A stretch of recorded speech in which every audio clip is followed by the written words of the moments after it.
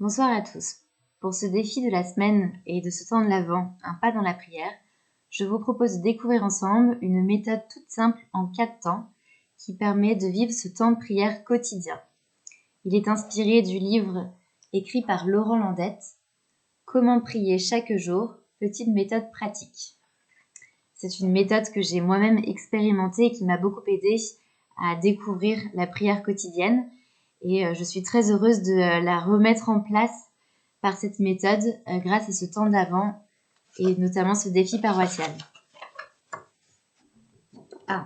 Zut. Il s'agit d'une prière donc en 4 temps, en commençant par un temps de silence, puis un temps d'écoute de la parole, un temps d'adoration du Seigneur et enfin un temps d'intercession. Très simplement, donc pour commencer cette prière par un temps de silence, il nous est proposé de choisir un lieu calme et un lieu qui nous aide à prier, par exemple près de la crèche, près de notre coin de prière, avec une bougie allumée ou dans une église. À vous de choisir. Et de commencer ce temps de prière par le signe de la croix, une phrase très simple à l'Esprit Saint pour lui demander de nous aider à rentrer dans ce temps de prière.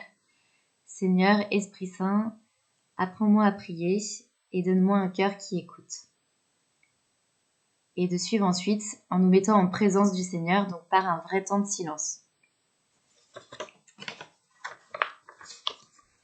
Ensuite, le temps d'écoute, c'est l'écoute de la parole, donc par la lecture de l'évangile, soit l'évangile du dimanche qui suit, la reprise des textes du dimanche passé, l'évangile du jour, ou un passage de la Bible, puisque Dieu nous parle à travers tous ces textes, et prendre le temps de le lire lentement, simplement, pour nous laisser toucher par une chose, un mot, une attitude de Jésus, quelque chose qui nous interpelle, et pourquoi pas de noter cette parole sur un carnet, sur une feuille qui nous permet de suivre pendant ce temps de l'Avent aussi de quelle manière le Seigneur nous parle à travers sa parole.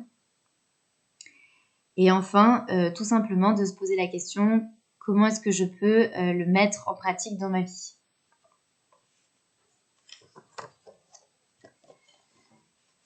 Et enfin, ce temps donc d'écoute de la parole nous permet d'entrer dans un temps d'adoration du Seigneur. Donc là, un temps de cœur à cœur où on s'adresse directement à lui.